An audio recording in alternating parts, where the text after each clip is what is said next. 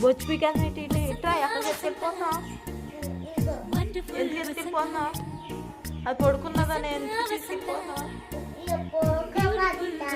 అలా పడుకోబెడతావా గోయిలో పోతుంది పాడేకోకు అది వాళ్ళ అమ్మ వచ్చింది చూడు